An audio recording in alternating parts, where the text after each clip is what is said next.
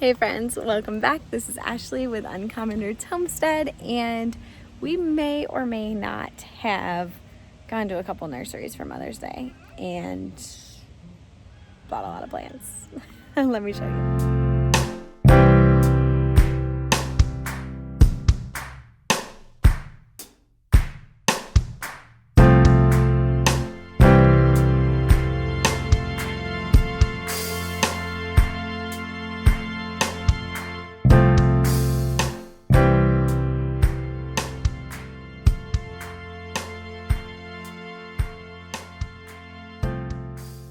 So I know I can't be alone.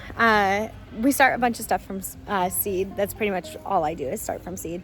But then we go to the nursery and they have varieties that I didn't start or didn't have seeds for, or just like really established plants that just look so good. And then before you know it, you've bought $150 worth of plants to put in the already full garden. I told Kevin he's gonna need to build me another bed just to take on my my purchases. Okay, I tried to replant this lettuce. It doesn't look like he made it. I'm just gonna pull him out. So this was you sound like a commercial.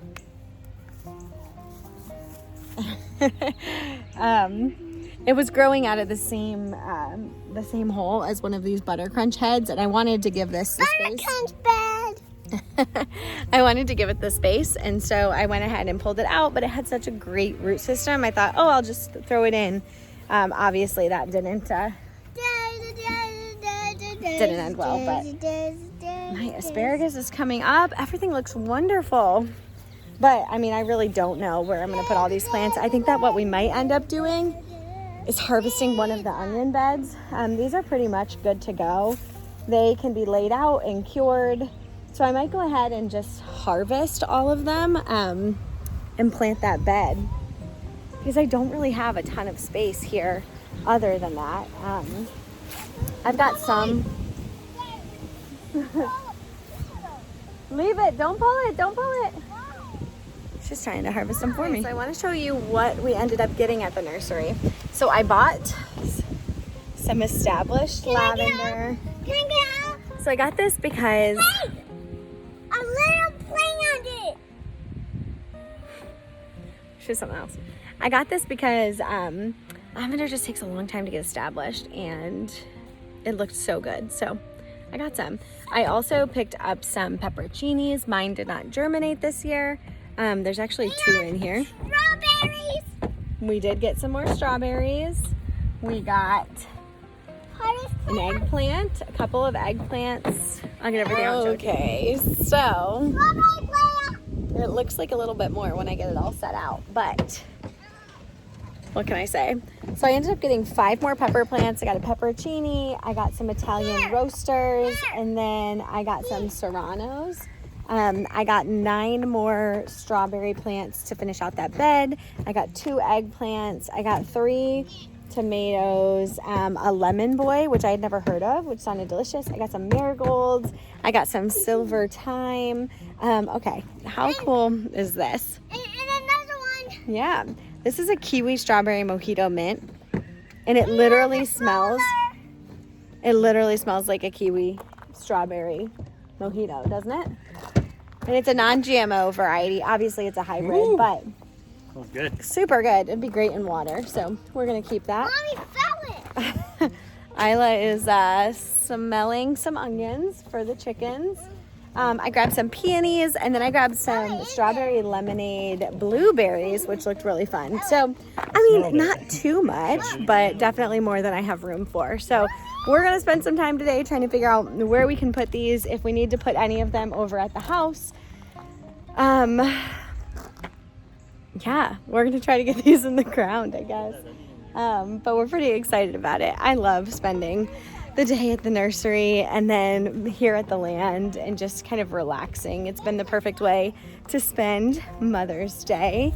I hope that all of you had a good day, whether you were celebrating yourself or, you know, other mothers in your life, or if you're in a position where Mother's Day is hard for you. I hope that you had a good day and that you had grace today. I'm thinking about you. So the other thing I have to do every time we're here is just take a quick little walk through the garden and see how everything is looking. My asparagus is all popping up. It looks really wonderful. My sweet potatoes still look really rough. Our peppers look really good. It's been a little chilly. We've had highs in like the 60s lately, which is not super ideal. Peppers really like it hot, so I think they'll take off once it gets a little bit warmer. Our garlic is looking wonderful. Isla, you can bring it over here. She's ready to plant the mint. But I just love being here. I just love being in this space and checking on the garden and, you know, being present. I think it helps everything. So we managed to find space for pretty much everything. We're gonna bring those peppers back to the house and plant them there, but for everything else, we pretty much figured it out. So we've got now 2 full strawberry beds here, so those will branch out. They'll cover those beds, so that'll be really great for just snacking in the garden. We won't get like a ton out of those every year, but we'll get enough to snack and, you know, maybe preserve a couple. And then we went ahead and planted the rest of the tomatoes right down this line, and then I finished it up with 2 eggplant there at the bottom. And we got some marigolds that I like sprinkled throughout the tomatoes to interplant those, but pretty much we got everything in that we wanted to get in. I did buy this beautiful peony that's going to open up really soon, so I want to get that in the ground so that we get those blossoms. They're gorgeous. I think I'm going to actually put that somewhere here in the garden as a focal point. And then I also bought a pawpaw tree. So pawpaws are native to our area in East Tennessee. They're also known as the Appalachian banana, or I think the Indiana banana, they're called sometimes. So what we're gonna do is plant that. It needs a pollinator. They didn't have any pollinators, so my parents have some on their property. We might actually bring one of those over, or we'll find another pollinator in the next couple of years. They don't fruit for, 7 to 10 years, so we've got a little bit of time. It's a really young tree, so we'll go ahead and plant it this year, but we don't expect anything in a while. So that's pretty much what's going on. While we're here, we're gonna go ahead and I'm saying bye, Mommy. what are we gonna do? Go to the garden. No, we're gonna get the eggs and check on Jeannie. Well, one thing that's interesting is that yesterday we integrated our flocks. So our 14 younger chickens joined the 22 older chickens. We did it in the morning so that we could be there and check on them for a little bit and kind of watch how their interactions were going. And then we came back yesterday evening to make sure that they all made it into the coop, which they had not. They had not made it into the coop. So Kevin manually, we manually put them into the coop last night. So today we're just going to check on them, make sure that they all are, unscathed. They're still kind of separating. One group was in one corner, the other was in the other. That's pretty normal. The teenagers likely will take a little bit of time to adjust, but they look like they're doing just fine. How's everybody doing? They love some kitchen scratch. We got some Brussels sprouts and lettuce, all kinds of food. Right now we bring all of our leftovers from the garden and from our food, anything that's not meat or dairy, really anything we would compost, we bring it over to the chickens. If we had, pigs or something like that, we would give it to them, but the chickens eat just about everything. Can I pet a little chick?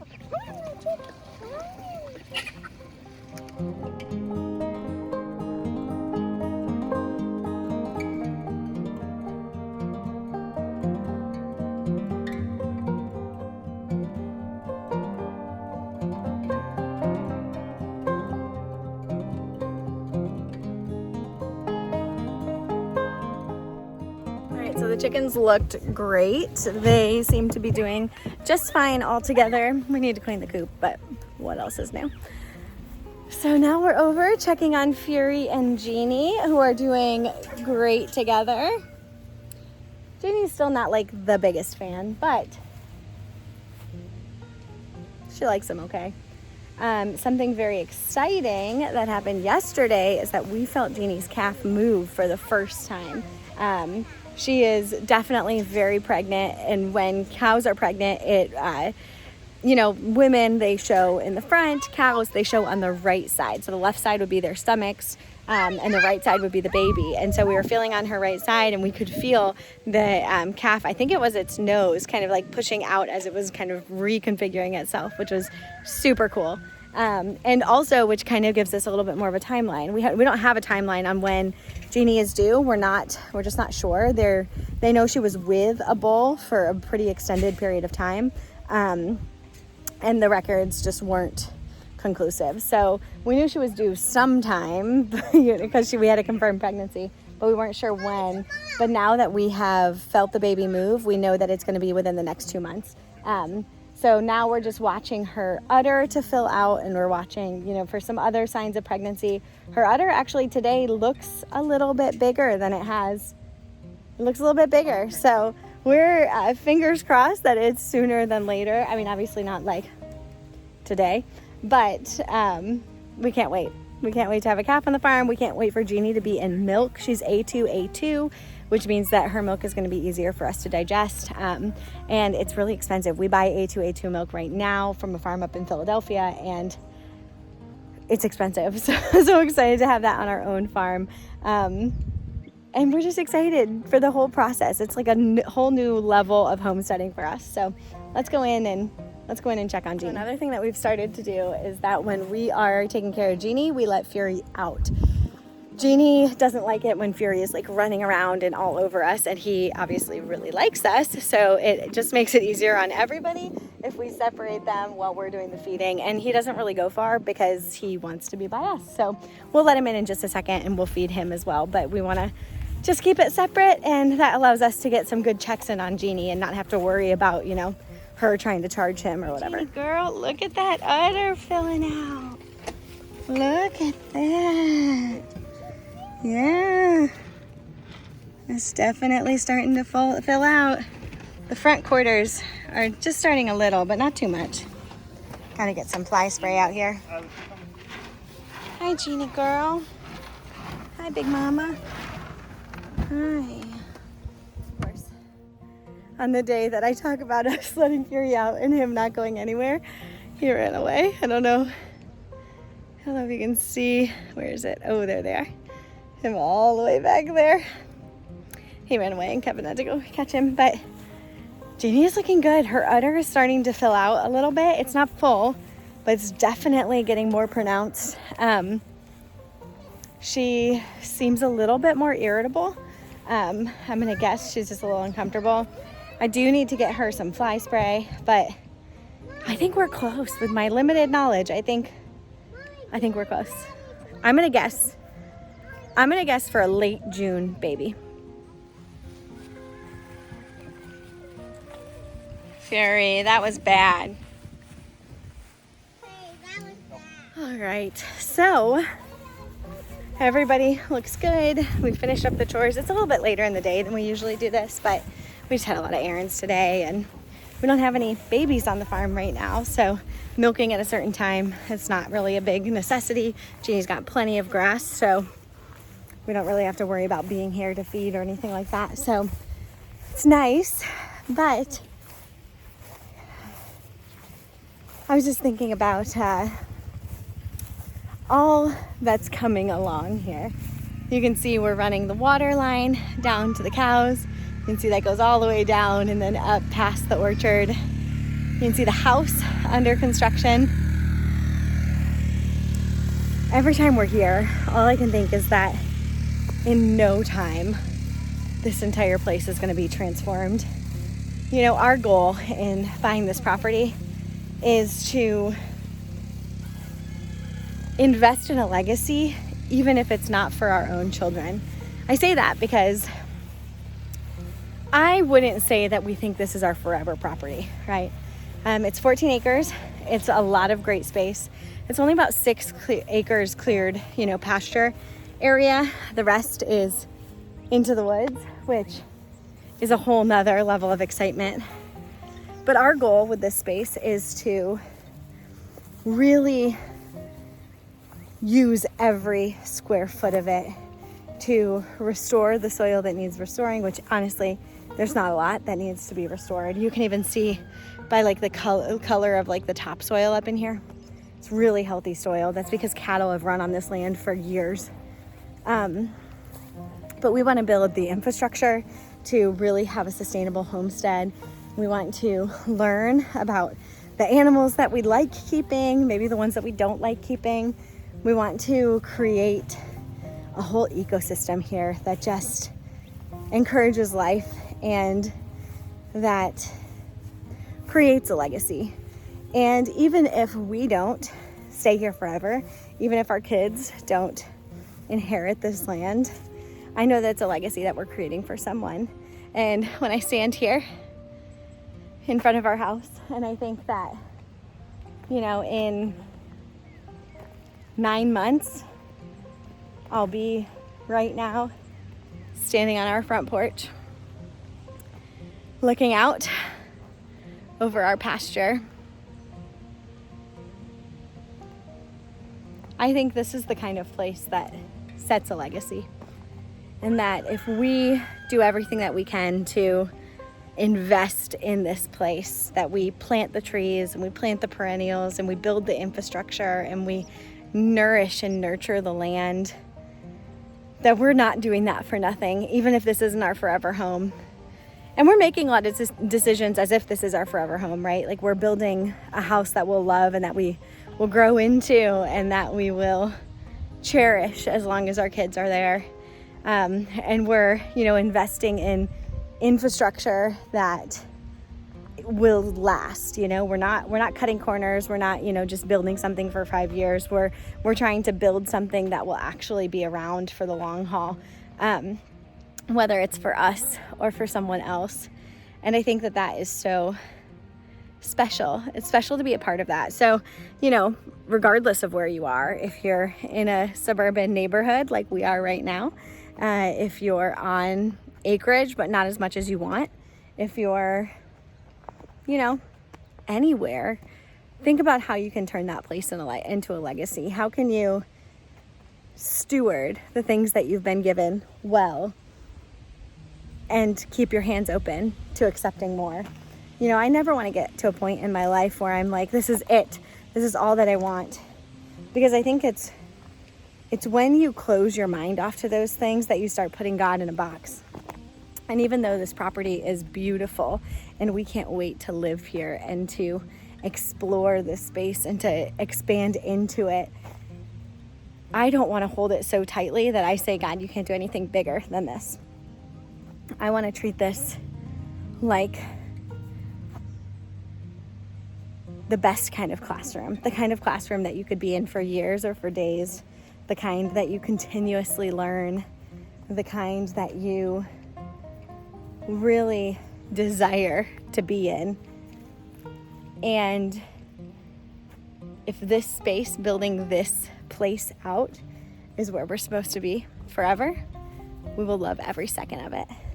And if this is just an exit that we're taking on the way to our final destination, we'll enjoy every minute of that too. And we'll enjoy building this from scratch. You guys have already joined us as we've built everything so far, and you'll be with us as we continue. We can't wait to see what the next year holds. We've owned this property for just over 1 year, and look how far we've come. So thank you for joining me today. Thanks for indulging me when I buy too many plants from the nursery, even though I already have a full garden. Thanks for joining us as we talk about chickens and cows and building our house. You always have a space here. Until next time.